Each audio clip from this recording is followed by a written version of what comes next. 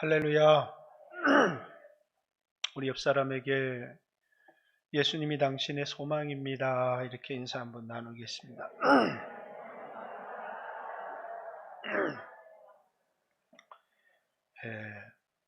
오늘 사사기서 12장 1절부터 7절까지 이야기는 이제 입다의 이야기이기도 하지만 에브라임 지파의 이야기를 좀 기록을 하고 있습니다.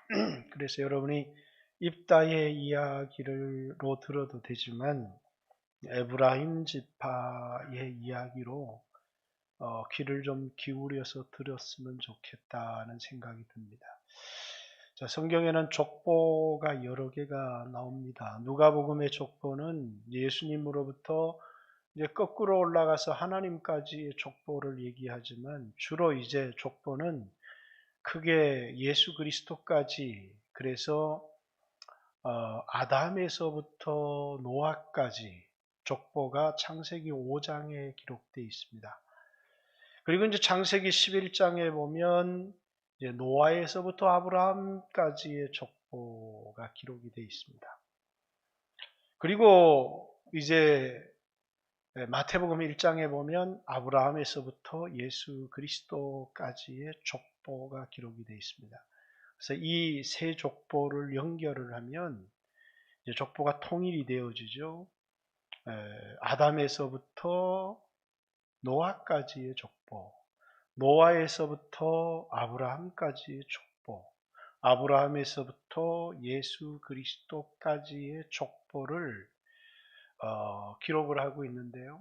여기 이제 족보를 기록된 사람들을 유심히 들여다보면 이제 아담이 아들을 셋을 낳았는데 가인과 아벨과 셋을 낳았어요. 근데 아벨은 가인에 의해서 죽임을 당하고 이제 아담, 셋 이렇게 셋의 후손들의 족보만을 기록해 놓았지. 거기 이제 가인의 후손의 족보는 4장에 조금 언급되지만 가인 후손의 족보는 나오지 않습니다. 노아의 홍수 이후에 이제 노아의 세 아들 중에서도 셈의 자손의 족보를 통해서 아브라함까지의 족보만을 기록하고 있지 함이나 야벳 자손의 족보들에 대해서는 관심이 없습니다. 그 사람들의 족보의 이름도 기록을 하고 있지만 그러나 이 족보에서 가장 중요한 건 아브라함이죠. 또 이제 아브라함에서부터 예수 그리스도까지 족보를 기록하고 있습니다. 이 족보에 드러나고 이름이 기록된 사람들은 이 세상에 삶을 살았던 그런 사람들과는 좀 다른 삶을 살았던 사람들입니다. 이 사람들을 믿음의 사람들 이렇게 얘기를 하는데 새 때부터 여호와의 이름을 불렀습니다. 그들은 세상 사람들이 문화를 발전시키고 또 여러 가지 과학 문명을 발전시키면서 성을 쌓기도 하고 양치는 기술을 연마하기도 하고 음악을 만들기도 하고 했던 가인의 후손들과는 전혀 다르게 이 사람들의 관심은 이제 피를 흘려서 피의 제사를 하나님 앞에 계속해서 드렸던 사람들이에요. 이 사람들은 누군가를 기다리는 사람이었어요. 첫 번째 나오는 족보에 나오는 사람들은 누굴 기다리는 사람들이냐면 여인의 후손을 기다리는 사람이었습니다. 두 번째 족보에 이제 나오는 사람들이 기다리는 것은 아브라함 때부터 아브라함의 자손을 기다리는 사람들이었습니다. 이제 세 번째 이제 다윗 이후에 나오는 그 족보의 사람들은 이제 다윗의 자손 예수요, 다윗의 자손을 기다리는. 그래서 이제 예수님은 마태복음 1장의 여인의 후손이고, 예수님은 아브라함의 자손이고, 예수님은 다윗의 자손이다. 이렇게 아브라함과 다윗의 자손 히브리인들에게 쓰여졌기 때문에 히브리인들의 조상은 아브라함이라고 생각했기 때문에 아브라함까지만을 아브라함과 다윗의 자손 예수 그리스도의 세계다 이렇게 얘기를 했지만 아브라함 이전에도 신앙의 공동체들이 있었습니다. 셋에서부터 아브라함까지 이어지는 이 사람들이 다 뭐냐면 신앙 공동체의 믿음의 사람들이었습니다. 그러니까 노아가 이 홍수가 나서 배에 들어가 있는 동안에 부정한 짐승은 암수 한 쌍씩, 정결한 짐승은 암수 7쌍씩 데리고 그 방주 안에서 뭐 했느냐? 정결하다, 부정하다는 건 뭐라고요? 하나님 앞에 제물을 드릴 수 있는 짐승은 정결한 짐승이고 제물로 드릴 수 없는 짐승은 부정한 짐승입니다. 정결하다, 부정하다는 레위기에서 이제 하나님 앞에 제사로 드릴 수 있는 그런 짐승을 정결한 짐승이다 이렇게 했기 때문에 노아는 그 방주 안에서 정결한 짐승으로 하나님 앞에 피해 제사를 계속해서 드렸던 거예요. 그럼 노아 때까지 셋에서부터 노아 때까지 셋이 여호와의 이름을 부르면서 노아 때까지의 자손들이 하나님 앞에 뭘 했느냐면 정결한 짐승을 잡아서 하나님 앞에 피해 제사를 계속해서 드렸다는 거예요. 이 사람들의 관심은 어디에 있었느냐? 오실 예수 그리스도를 기다리는 사람들이었습니다. 왜? 인간의 어떤 문명도, 인간의 교육도, 인간의 과학도, 인간의 도덕적 노력도, 인간이 자신을 구원하거나 자신에게 소망을 줄 수 없다는 사실을 너무나 잘 알았습니다. 그들은 이 땅에 오실 메시아, 여인의 후손을 기다리면서 그분이 오셔서 하실 일, 여러분과 저를 위해서 어린 양이 되어서 십자가에 피 흘려 주시는 그것을 기념해서 그들은 계속 정결한 짐승 예수 그리스도, 죄 없으신 하나님의 아들이신 예수 그리스도를 예표하는 정결한 짐승으로 피를 흘리는 의식을 계속하며 그들이 누구를 기다리고 있다고요? 예수님을 기다리고 있다는 신앙의 표를 가졌던 사람들입니다. 그들은 뭐와 싸우기 시작했느냐면 자기 안에 있는 죄성과 죄와 싸우되 피 흘려 죽기까지 싸우면서 죄와 싸워 피 흘려 죽기까지 싸워도 자신의 힘으로 죄의 문제를 해결할 수 없는 그들 자신을 보면서 그리스도, 오실 그리스도를 기다리는 삶을 살았던 사람들이 예수 그리스도의 족보에 기록된 사람들입니다. 이제 그것과 다르게 가인의 족보에 기록된 사람들은 성을 쌓기도 하고 음악하는 자의 조상이 되기도 하고 양치는 자의 조상이 되기도 하고 그들은 이 땅에서 각종 문화와 문명과 과학과 기술을 발전시키면서 이 세상을 풍요로운 세상으로 만들어가는 그런 삶을 살았던 사람들이죠. 우리는 역사에 있어서 18세기를 계몽주의 시대다 이렇게 얘기합니다. 그리고 이제 18세기, 19세기를 거치면서 이제 산업화가 이루어지기도 하고 인간의 문명이 급속도로 발전하고 또 이제 산업화를 거치면서 생산의 물량이 폭발적으로 늘어나면서 인간의 삶이 굉장히 윤택해지기 시작했습니다. 그러면서 이 계몽주의에서 인문학이 발달하기 시작했고 인간의 도덕과 인간의 문명이 급속도로 발전하기 시작했어요. 사람들은 어디에 소망을 갖기 시작했느냐? 인간은 잘 교육하면, 인간은 문명이 풍요로워지면, 인간은 죄성이 없고 인간의 죄라고 하는 건 전부 다 너무너무 빈곤하기 때문에 환경에서 오는 것이기 때문에 사람을 잘 교육하기만 하면 또 인간의 그 삶이 풍요로워지기만 하면 인간은 자신의 죄성을 다스릴 수 있는 사람이 될 것이다. 선을 행할 수 있는 능력이 인간에게 있을 것이다. 라고 생각을 했습니다. 그러나 역사는 여실히 증명해 주었습니다. 그게 뭐냐면 산업화를 통해서 많은 물자들이 늘어나니까 그걸 통해서 다른 나라의 영토를 침범하기 시작했습니다. 1차, 2차 세계대전 제국주의 시대가 열리기 시작했어요. 인간은 아무리 문명이 풍요로워지고 아무리 교육을 발전시키고 아무리 인문학을 발전시킨다고 해도 그 문화, 그 문명, 그 윤리, 그 과학, 그 풍요로움이 인간 안에 있는 죄성을 다룰 수 없다는 거예요. 인간은 아무리 물질이 많아진다고 해서 자기 안에 있는 죄성을 다룰 수 없고 선을 행할 수 있는 능력이 인간에게 있는 것이 아니라는 사실을 증명해 주는 겁니다. 인간은 예수 그리스도의 십자가가 아닌 과학으로 또 도덕으로 윤리로 인문학으로 어떤 사람이 교양 있는 사람이 되어진다고 해서 그 사람이 자기 안에 있는 죄를 다스릴 수 있는 선을 행할 수 있는 능력을 가진 사람이 될 수 없다는 것을 보여줘요. 다시 말해서 인간에게 어떤 교양스러움도 어떤 도덕도 어떤 인문학도 어떤 문명과 어떤 기술의 발전도 인간을 바꾸거나 인간을 변화시킬 수 없다는 것입니다. 인간에게 뭐밖에 없다고요? 예수의 십자가밖에 없다는 거예요. 이 세상에는 두 종류의 인간밖에 없습니다.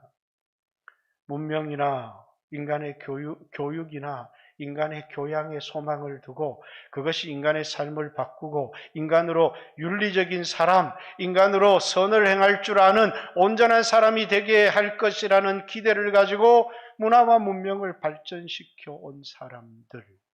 또 한 종류의 사람들은 우리 인간은 스스로의 힘으로 어떤 율법으로도 인간을 구원할 수 없고 어떤 도덕으로 인간의 윤리로도 인간을 구원할 수가 없고 오직 외부에서 인간이 아닌 이 아담의 자손이 아닌 다른 한 분이 이 세상에 오셔서 그분을 통해서 우리를 구원해 주는 것 외에는 인간에게 어떤 소망도 없다.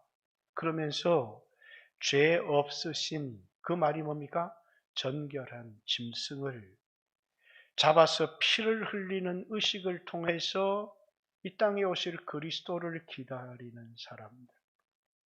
이제 그 사람들이 누구냐면 그리스도인들이었고 그 사람들이 신앙의 공동체에 속한 사람들이었습니다. 도무지 이 세상에 보면 이들은 도무지 존재할 수 없는 피만 흘린다고 해서 예배만 드린다고 해서 하나님만 의지한다고 해서 그 사람들이 이 세상에서 살아남을 수 있을까? 그런 생각이 들지만 지금까지도 그런 공동체는 이 땅에 여전히 남아 있습니다. 그 사람들을 성도라고 하고 그 사람들을 교인이라고 합니다. 창세기 6장에 보면 하나님의 아들들이 사람의 딸들의 아름다움에 반해서 그들을 자신의 아내로 삼았다는 얘기가 나옵니다. 하나님의 아들들이 누굴까? 사람의 딸들이 누굴까? 어떤 사람은 하나님의 아들들은 천사고 또 사람의 딸들은 이 땅에 살았던 인간이라고 얘기를 합니다. 또 어떤 사람들은 하나님의 아들들은 아담의 후손인 영을 가진 사람이고 사람의 딸들은 그 당시에 이제 아담이 아닌 다른 사람들이 많았다는 거예요. 영이 없는 인간들이 노아의 홍수전에 많이 살았다고 생각하는 사람들이 있습니다. 이제 그 사람들이었을 것이다. 그래서 영이 있는 인간과 영이 없는 인간이 결혼해서 네피림을 낳았다라고 주장하는 사람도 있습니다. 그러나 대부분의 보편적인 성경학자들은 하나님의 아들들은 셋의 후손, 신앙 공동체 사람들을 얘기하고 또 사람의 딸은 이제 가인의 후손, 이 땅의 문화와 문명을 발전시키며 살았던 사람들이 이 땅에서 지경이 넓어지면서 그들이 함께 모여서 살기를 시작했고 그들이 결혼하기 시작했다는 거예요. 여러분, 성경에서 그들의 결혼의 결과 폐괴와 강포가 하나님으로 인간 지음을 한탄하게 하고 세상을 물로 심판했다 이렇게 이야기를 하는데, 그 원인을 제공했던 게 뭐냐면 믿는 사람과 믿지 않는 사람의 결혼이라는 겁니다.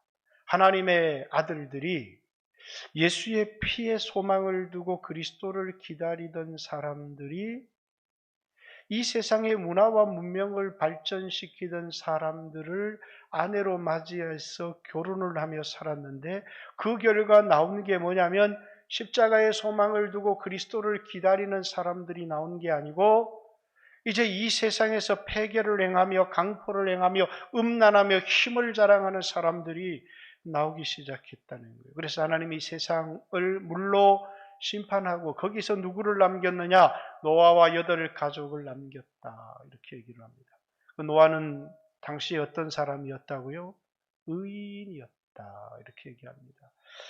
노아와 노아의 8가족은 피의 제사를 드리며 그리스도를 기다리는 그 당시에 의인이었다 이렇게 얘기를 해요. 그리고 이제 노아 이후에도 계속해서 어떤 사람들이 나오느냐 하면 이 땅의 문화와 문명을 발전시키는 그것에 인간의 소망이 있다고 생각하는 것이 아니라 이 땅에 오실 그리스도에 대한 소망을 가지고 자기 안에, 문제는 내 안에 있는 죄성이지 내 가난이 문제가 아니다. 문제는 내 안에 이 죄를 짓고 죄를 이길 수 없는 죄의 노예가 된 이 내가 문제지, 내가 장애로 태어난 게 문제가 아니다. 내가 가난한 게 문제가 아니다. 내가 늙어가는 게 문제가 아니다. 내가 병든 게 문제가 아니다. 그러면서 오실 그리스도께 소망을 두며 살아갔던 사람들. 그러나 끊임없이 인간의 삶을 윤택하고 과학을 발전시켜 왔던 사람들이 이 세상을 공존하며 살았다라는 겁니다. 근데 여러분, 이스라엘이라고 하는 나라를 잘 기억해야 합니다. 하나님은 이 이스라엘을 광야에서 40년을 훈련을 했어요. 이들은 어디에 관심을 두며 살아가도록 했느냐면 세상 사람들처럼 더 많이 가지고 더 윤택한 삶을 살기 위해서 그런 삶을 살도록 하는 것이 아니라 오실 그리스도를 기다리면서 하나님 말씀에 순종하며 살아가도록 철저히 훈련을 받은 신앙의 공동체였습니다. 광야에서 훈련을 받는데 밤새 이 광야에 만나가 쫙 내립니다. 하루쯤만 거둬라. 그날 먹을 것만 있으면 돼. 너희 관심은 쌓아두는 데 있는 게 아니고 그냥 일용할 양식이 있고, 그 다음에는 뭐라고요? 죄와 싸우고 하나님 말씀에 순종하며 말씀으로 살아가는 사람이지 이 땅의 떡으로 살아가는 사람이 아닐까. 하루씩만 거둬, 하루 먹을 양식만 거둬라. 그런데 어떤 사람이 이틀 먹을 양식을 거두어서 그걸 저축하기 시작하는 겁니다. 그러니까 이게 저축이 되어지느냐? 저축이 안 되어져요. 왜? 썩을 양식이니까. 하루만 지나니까 냄새가 나고 먹을 수가 없어요.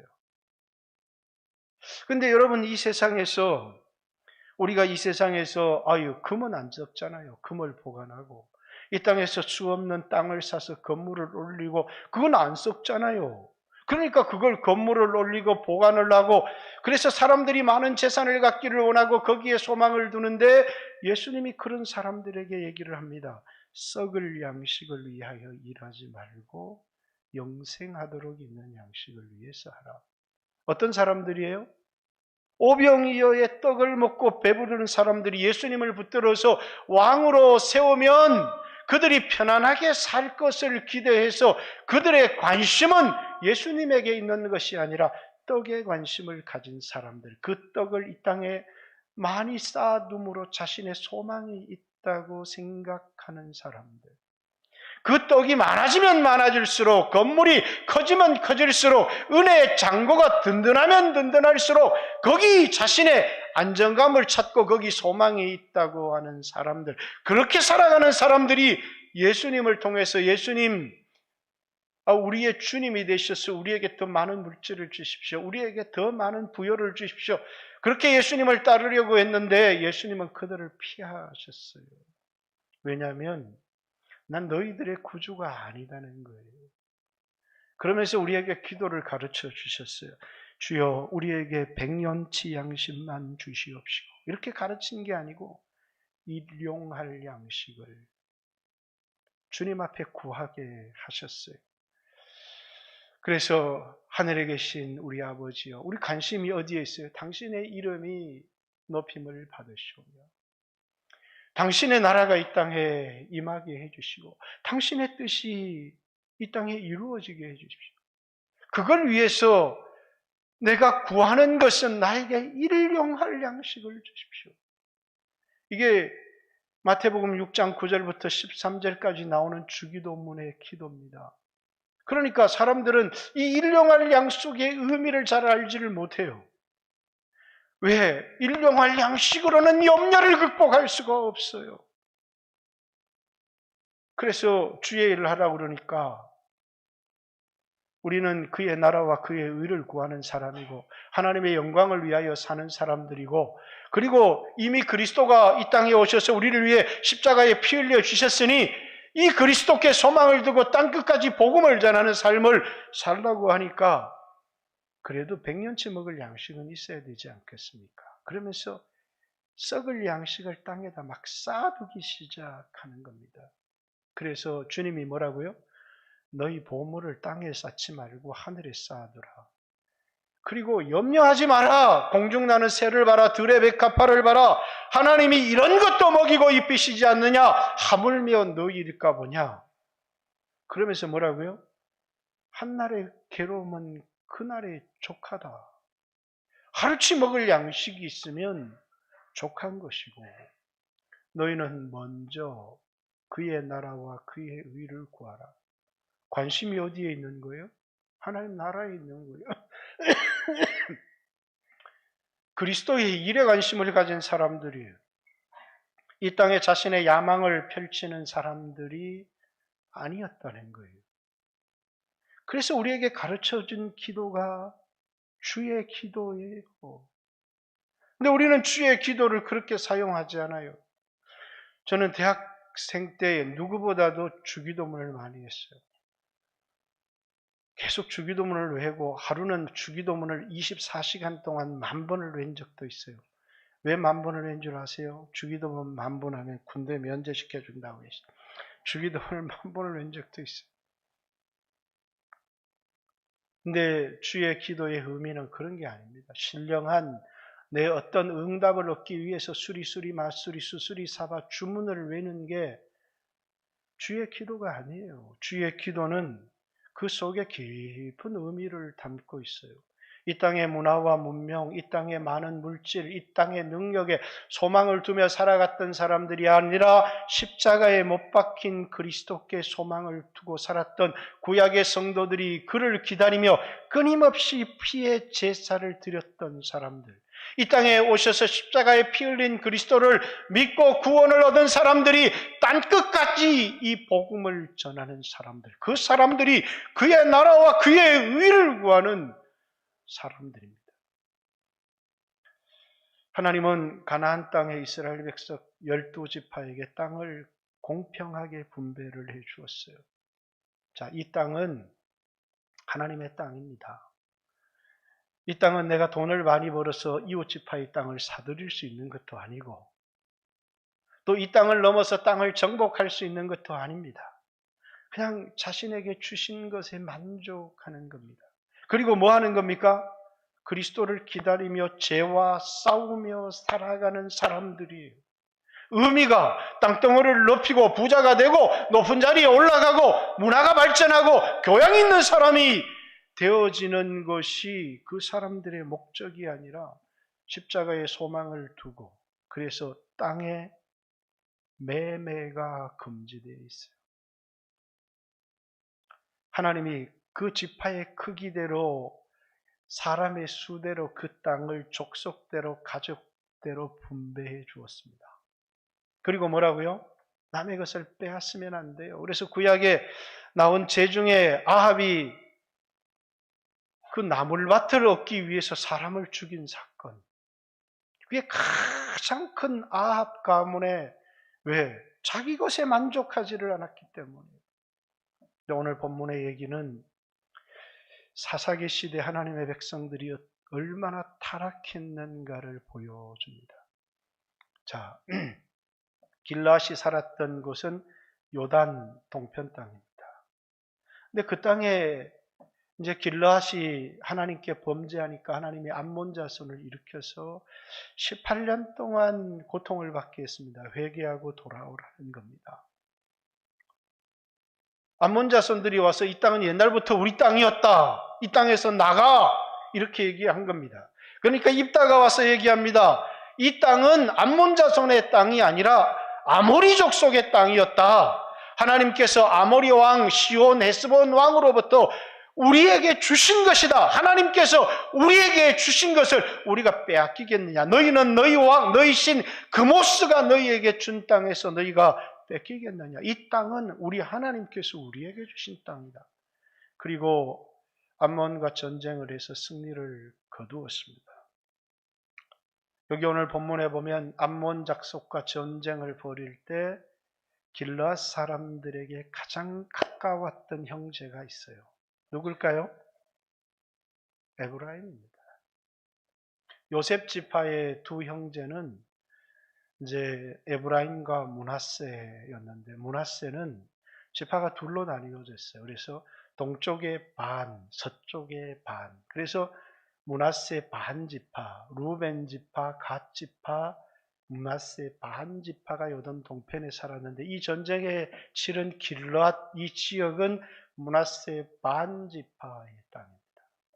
그러면 요단 서편에 다른 므낫세 반 지파가 있고 에브라임 지파가 있는데 여러분이 잘 알듯이 에브라임은 북쪽 나라 전체를 에브라임이라고 했어요. 왜? 북쪽 10개국을 대표할 만큼 큰 지파였기 때문에 그렇습니다. 그러면 이제 형제인 므낫세 반 지파가 공격을 받았을 때 에브라임이 가서 그들을 도와주어야 될 것이고 마땅히 입다는 그들에게 사신을 보내서 도와달라고 청했습니다. 그러나 그들은 아무도 보내주지 않았어요. 그리고 이제 목숨을 다해서 암몬 족속을 몰아내고 나니까 에브라임 지파가 사람을 보내서 하는 말이 왜 전쟁할 때 우리에게 도움을 청하지 않느냐. 섭섭하다. 이 정도로 끝을 내는 게 아니라 가서 너를 반드시 너와 내 집을 불살라버리겠다 이렇게 얘기를 합니다. 이것은요 의미가 조금 달라요. 우리가 므낫세 지파 중에서 기드온이 일어나서 사사가 되었을 때 기드온이 미디안 군대를 무찔렀을 때 에브라임 지파가 와서 왜 전쟁하는데 우리를 안 불렀어? 그러면서 뭐라고요? 그것에 대하여 싸움을 걸어오니까 에브라임의 끝물포도가 이 므낫세의 만물보다 낫지 않습니까? 이 전쟁의 공로는 다 당신들이 싸워서 이긴 것이지. 이 전쟁은 뭡니까? 모행물을 두고 이 전쟁의 공을 두고 에브라임 지파가 수고는 안 하면서 공은 노획물은 자기들이 다 차지하고 싶었던 겁니다. 그래서 이제 스엡과 오의 두 방백을 죽였는데 아니 그 두 사람을 죽인 공이 얼마나 크냐면서 그래서 므낫세와 에브라임 지파는 격돌하지 않고 이제 그들에게 공을 돌려서 수고는 안 하면서 공을 차지하고 싶은 되도록이면 형제지간, 지파지간에는 갈등과 싸움을 일으키면 안 돼요. 근데 오늘 본문의 사건은 그것과는 전혀 다른 것입니다.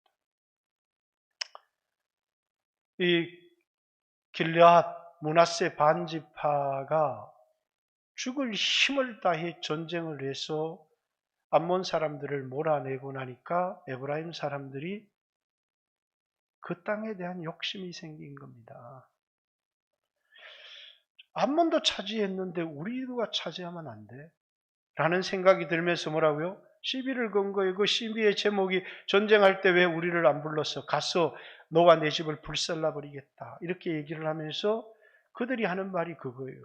저 길르앗 사람들은 에브라임과 므낫세에서 도망친 범죄자들이야.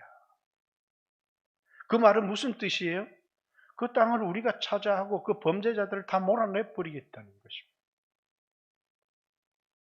여러분, 이 사람들이 가진 관심은 더 이상 죄와 싸우고 하나님 나라의 확장을 위해 싸우는 하나님의 백성의 모습이 전혀 아닙니다. 여러분, 예수님을 믿고 나면 세상에 살았을 때 우리가 관심이 가졌던 것, 부자 되어지는 것, 건강하게 살아가는 것, 남부럽지 않게 자식이 잘 되는 것, 이런 것 때문에 우리가 기도하고 신앙생활을 했는데 예수를 믿고 신앙생활을 하니까 내가 남부럽지 않게 살아가는데 자꾸 죄책감이 드는 겁니다. 내 안에 죄책감, 그 왜 죄책감이 드느냐면 내가 죄와 싸워야 되는데 내가 예수 믿는 사람인데 예수님이 내 죄 때문에 십자가에 못 박혀 죽었는데 내 삶이 변하는 게 하나도 없는 거예요. 그럼 예수 믿는 사람들은 신앙생활하면서 뭐와 싸우는 거예요? 부자가 되어지는 것도 좋지만 내 안에 죄와 싸우기 시작하는 거예요. 뭐가 보이기 시작하느냐면 아말렉이 보이기 시작하는 거예요. 그때부터 뭡니까? 여러분들이 하나님에게서 멀어지는 중요한 이유가 있어요. 죄책감 때문에. 너가 그러고도 장로냐? 너가 그러고도 권사야? 네가 집사라고? 하는 죄책감들이 우리 안에 몰려오기 시작해요. 여러분이 그리스도인이라면, 여러분이 예수 믿는 믿음으로 거듭난 사람이라면 여러분 죄책감이 우리 안에 몰려오기 시작해요. 그런데 어느 순간 죄책감을 다 내팽개쳐버렸어요. 관심은 내가 바르게 하나님 말씀에 순종하며 살아가고 내가 내 안에 있는 죄성을 십자가에 못 박고 예수 그리스도의 십자가가 내 죄를 용서해 주셨을 뿐만 아니라 내 자신이 십자가에 못 박고 그리스도를 따라가는 삶은 다 내팽개쳐버렸어요. 그리고 세상 사람들처럼 뭐라고요? 이제는 내 재산을 늘리는 것, 내가 높이 올라가는 것, 거기에 소망이 있다고 생각하면서 끊임없이 세상 사람들의 삶을 추구하는 겁니다. 뭐가 없어요? 100억을 가졌는데 만족이 없어요. 왜? 에브라임은 북지파 중에서 가장 큰 지파고 가장 부자 지파입니다. 근데 길르앗 동편에 있는 요단 동편에 있는 길르앗을 보니까 가지고 싶은 겁니다. 공로를 차지하고 싶은 게 아니라 너희는 다 에브라임에서 도망친 살인자들이고 범죄자들이야. 그러면서 그것을 가지고 싶어서 지친 형제를 침공하기 시작하는 거예요. 여러분 어떻게 해야 돼요? 여러분이 하나님의 백성이라면, 여러분이 입다라면 형제와 싸우지 말아야 되니까 땅을 내줘야 됩니까? 요단 동편의 사람들에게는 늘 우리도 하나님의 백성이다 라고 하는 요단강이 요단 동편과 요단 서편을 갈라 놓았던 거예요. 문화적인 단절이 있었어요. 그래서 요단 동편의 사람들이 여호수아서 22장에 보면 요단 서편에 와서 전쟁을 다 치르고 돌아가면서 요단을 건너기 전에 요단강가에 큰 돌무더기를 쌓았어요. 왜 돌무더기를 쌓았느냐? 요단 서편의 사람들이 저들이 우상을 섬긴다 하면서 군사를 일으켜서 요단 동편 사람들과 싸우려고 하니까 요단 동편 사람들이 말합니다. 이 돌무더기를 잘 봐라. 여기 번제를 드리려고 종교적인 행위를 하려고 쌓은 돌무더기냐? 아니지 않느냐. 이 돌무더기는 지금은 우리와 너희가 형제라는 것을 의심이 없지만 먼 훗날 너희의 후손이 우리 후손에게 말하기를 너희는 여호와의 기업과 아무런 상관이 없다 말할 때 이 돌무더기가 증거가 되게 하기 위해서 우리도 여호와의 백성이고 우리도 하나님의 기업의 백성이라는 것을 증명하기 위해 쌓은 것이다. 항상 요단 동편에 있는 사람들은 뭡니까? 요단 강이 요단 서편에 있는 사람과 요단 동편에 있는 사람을 갈라 놓아서 저들은 우리와 아무런 상관이 없다라는 말을 듣지 않고 우리도 너희와 하나다, 우리도 하나님의 백성이다 라는 것을 증명하기 위해서. 여러분, 교회 안에서 싸움이 일어나면 하나가 될 수가 없어요. 형제는 싸우는 게 아닙니다. 아브넬이 다윗을 끊임없이 도전하고 공격하는데 다윗은 아브넬과 싸우지 않습니다. 힘으로 통일을 하고 나면 이 나라가 하나 될 수 있는 방법이 없기 때문에 그렇습니다. 다윗은 끝까지 참습니다.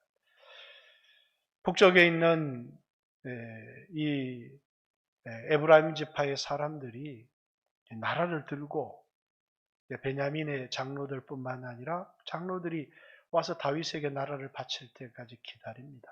왜? 그래야 하나가 되어질 수 있기 때문에. 왜? 이 나라는 그리스도의 몸으로 하나이기 때문입니다. 그런데 입다에게도 갈등이 있었을 거예요. 형제입니다. 그런데 형제와 싸워야 되느냐라는 겁니다. 여러분, 에브라임은 더 이상 형제로 그들에게 온 게 아닙니다. 그들은 길앗을 삼키기 위해서 너희는 에브라임에서 도망친 범죄자들이기 때문에 이 땅에서 나가라. 형제의 약함을 보고 형제의 모든 재산을 강탈하기 위해서 온 세상 사람들과 하나도 다를 바가 없는 이 사사기 말년에 보여준 내전이 계속해서 일어나는데요. 첫 번째는 아비멜렉 때, 기드온의 아들 아비멜렉 때 내전이 일어났어요. 그리고 그 내전을 수습한 두 사사가 나오잖아요. 그리고 여기 또 큰 내전이 일어납니다. 그리고 8절부터 내전을 수습한 이 사사들은 어디로부터 이스라엘을 구원했다는 얘기가 하나도 안 나와요. 사사인데 내전을 수습한 사사들이었기 때문에 그렇습니다. 사랑하는 성도 여러분, 오늘 여러분과 저가 이 세상을 살아가면서 마치 사사시대의 에브라임 지파를 보는 것처럼 살아가요. 우리가 십자가의 소망을 두고 살아가는지 세상의 물질과 문화와 교양의 소망을 두고 살아가는지 끊임없이 교양이 있는 사람이 되고 싶어 합니다. 끊임없이 내 괜찮은 사람인 것처럼 우린 여기 아무도 괜찮은 사람이 없어요. 십자가 없이 소망이 있는 사람은 아무도 없어요. 그런데 마치 우리는 십자가 없이도 구원받을 수 있는 사람인 것처럼. 여러분, 십자가 없이 우리에게 소망이 있습니까? 예수 그리스도께서 십자가에 못 박힌 것이 너희 눈앞에 밝히 보이거든 누가 너희를 꾀더냐? 여러분, 그리스도께서 이 땅에 오실 필요가 없었어요? 우리가 그렇게 도덕적인 사람입니까? 우리가 그렇게 교양 있는 사람입니까? 십자가가 필요 없는 사람입니까? 세상 사람들은 그렇게 생각해요. 교육이 인간을 바꾸어 놓을 것이라는 기대를 가지죠. 여러분들이 많은 돈이 생기면 선교도 하고 주의 일도 열심히 할 것이라고 얘기합니다. 그런 새빨간 거짓말은 하나님 나 돈 많이 주면 주의 일 하겠습니다. 그건 새빨간 거짓말입니다. 왜? 돈에 소망을 둔 사람은 십자가 가까이 나갈 수가 없어요. 십자가가 우리의 소망입니다. 십자가가 우리의 소망이에요. 여러분, 늙어가고 병들어가고 죽어갑니다. 나이가 90이 되어서 세상을 떠날 날이 얼마 남지 않았어요. 아무 소망이 없다고 하는 여러분 모두에게 찾아옵니다. 그날에 여러분의 소망은 뭡니까? 십자가입니다. 오늘 내가 돈이 있고 직장이 있고 건강하고 사람들에게 인정을 받으니까 소망이 있는 것 같습니까? 여러분 속을 들여다보세요. 여러분 안에 소망이 있는지, 하나님의 심판을 피할 수 있는지. 저는 십자가를 바라볼 때마다 마음에 기쁨이 있습니다. 소망이 있습니다. 평안이 있습니다. 저는 병들어 죽음 앞에 있을 때도 십자가가 저의 소망이었고, 늙어서 죽음을 기다리는 신세가 될 때도 십자가가 저의 소망이었습니다. 저는 장애를 가지고 스스로 살아갈 수 없는 형제에게 십자가를 바라보라고 얘기합니다. 왜? 그에게도 십자가는 소망이기 때문에 그렇습니다. 그러면 여러분, 많이 배웠고 경황도 있고 돈도 있고 세상에 성공한 사람은 십자가가 필요 없나요? 우리는 여기 신앙생활을 하는 것이 예수님이 나에게 더 많은 돈을 주고 나에게 더 풍요로운 삶을 주기 위해서 우리 신앙생활을 하는 겁니까? 그렇지 않습니다. 우리의 신앙은 이겁니다. 우리를 위해 십자가에 못 박힌 그리스도를 의지하는 것이고, 우리 안에 끊임없이 일어나는 죄성을 십자가에 못 박고, 그리고 그리스도를 따라가는 사람들이 내게 주어진 게 아주 작아요. 작은 땅덩어리만 내게 주어졌어요. 근데 만족합니다. 감사하고. 왜? 그것이 우리의 영원한 것이 아니기 때문이에요. 그건 수단일 뿐이기 때문이에요. 그것 때문에 교만해지지 않습니다. 그것 때문에 낙심하지도 않습니다. 우리에게 필요한 건 십자가입니다. 바울은 십자가에 달린 그리스도를 전했습니다. 고린도 교회에 가서 내가 너희에게 침례를 준 일이, 그래서 나는 너희에게 침례를 전하러 간 사람이 아니라 내가 전한 건 십자가에 못 박힌 그리스도니, 십자가에 못 박힌 그리스도 외에는 소망이 없기 때문에 그래요. 사랑하는 성도 여러분, 오늘 여러분 자신을 한번 들어보세요. 에브라임 지파 사람처럼 여러분 살아가는 사람들이 있는 것은 아닙니까? 끊임없이 세상 사람들처럼 세상에 교양이 있고 세상에서 많은 것을 얻고 거기에 소망을 두고, 소망은 십자가입니다. 늙은이에게도, 건강한 사람에게도, 가난한 사람에게도, 부한 사람에게도, 병든 사람에게도, 건강한 사람에게도 십자가 외에 다른 소망은 우리에게 없습니다. 나를 사랑하사 나를 위해 자기 자신을 버리신 하나님의 아들 예수 그리스도, 그게 바울의 십자가였습니다. 바울이 사는 이유, 삶의 존재 목적이 교양 있는 사람이 되는 게 아니에요. 많은 소유를 가지는 사람이 아니에요. 그 주님이 내 안에 계셔서 나를 통해서 하나님 나라를 확장하는 것, 그것이 내 존재 목적입니다. 내가 이 땅을 살아가는 삶의 이유입니다. 나를 사랑하사 나를 위해 자기 자신을 버리신 하나님의 아들 예수 그리스도를 믿는 믿음 안에서 나는 삽니다. 오늘 여러분의 삶은 어떻습니까? 우리는 세속화되지 않았습니까? 얼마 전에 러시아와 우크라이나, 똑같은 러시아 종교회를 믿는 나라입니다. 부활절에 우크라이나에서 제안을 하나 했어요. 오늘 하루만큼은 피 흘리지 말자. 예수님 부활하신 날 모든 사람들이 부활절 날 평안하게 예배를 드릴 수 있도록 하자. 러시아에서는 노라고 거절을 했습니다. 같은 신앙을 가진 형제인데 돈 앞에서, 물질 앞에서 피를 흘리며 싸워야 되는, 여러분 비극 아닙니까? 무엇이 우리를 지배하고 있습니까? 우리 신앙생활을 하는 이유가 무엇입니까? 내 안에 나를 통제하고 있는 이 죄성, 나를 지배하고 있는 이 죄의 종노릇하는 삶에서 해방되기 위해서 우리 예수 믿은 것 아닙니까? 그런데 여전히 돈의 종이 되어서, 세상의 쾌락의 종이 되어서, 그래서 부활절 같은 신앙을 가지고 같은 하나님을 믿는 같은 형제들이 전쟁을 벌이면서 이날만큼은 하나님 앞에 예배를 드립시다 해도 노라고. 그들이 신앙의 사람들입니까? 그들은 욕망의 노예일 뿐입니다.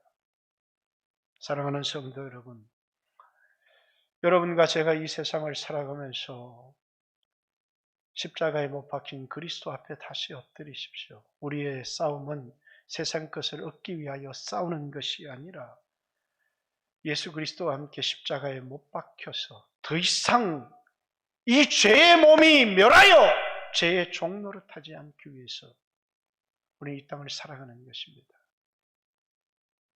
에브라임 지파 사람들은 하나님의 백성이었는데 그들은 십자가에 못 박힌 그리스도를 버렸습니다.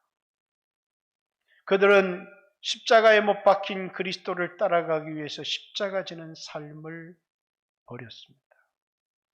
그들은 욕망의 노예가 되어서 약한 형제를 침공했습니다.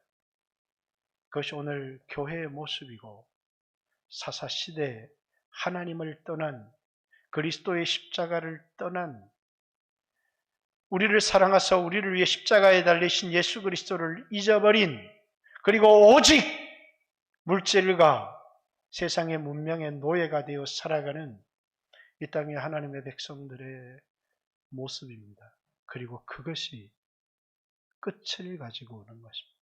개인적인 종말이든 역사의 종말이든 제약이 간영할 때 그 끝을 가지고 오는 것입니다. 여러분 소망이 어디에 있습니까? 주님 나의 소망은 나를 사랑하사 나를 위해 십자가에 못 박힌 그리스도밖에 없습니다.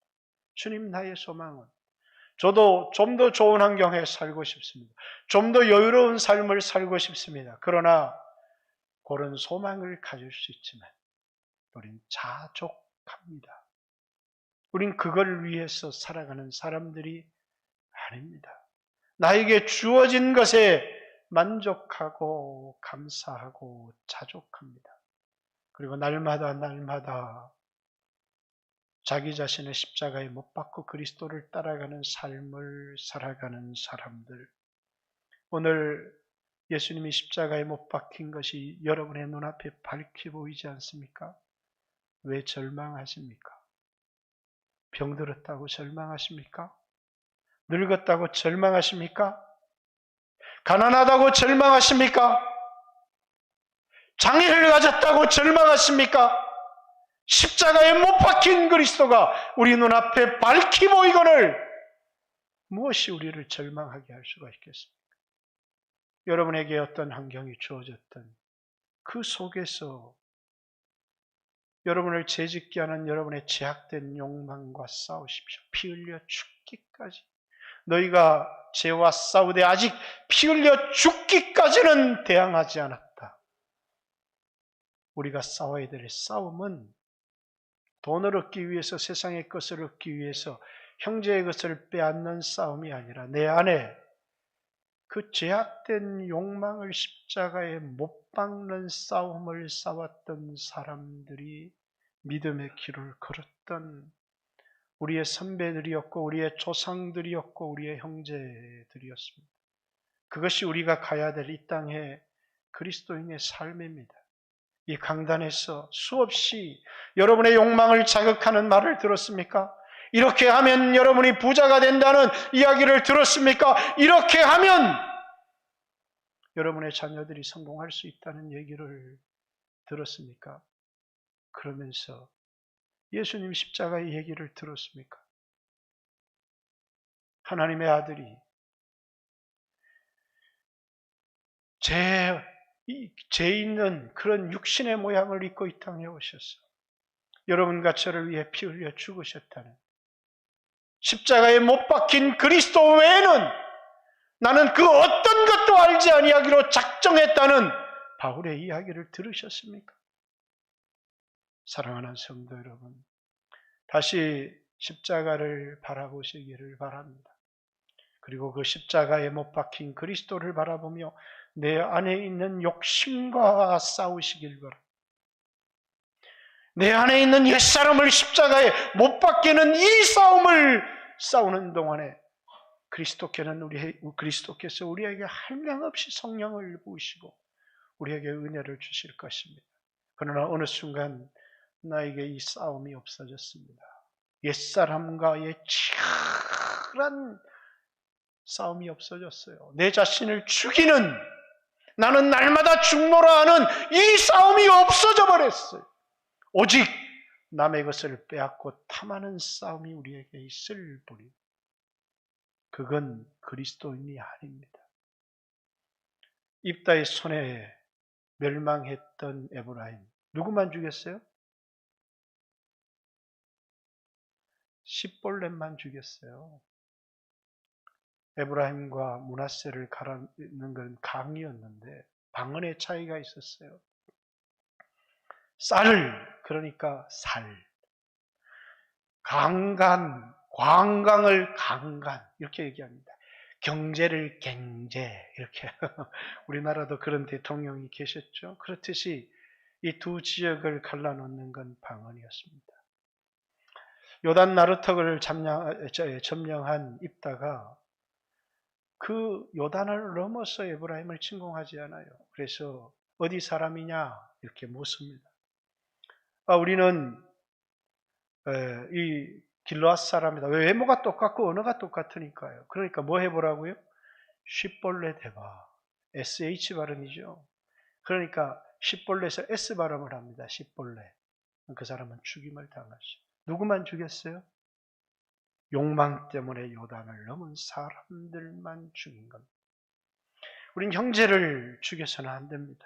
우린 형제와 싸워서 안 됩니다. 우리는 형제를 섬기라고 존재하는 사람들입니다. 그러나 선을 넘는 사람들이 있습니다.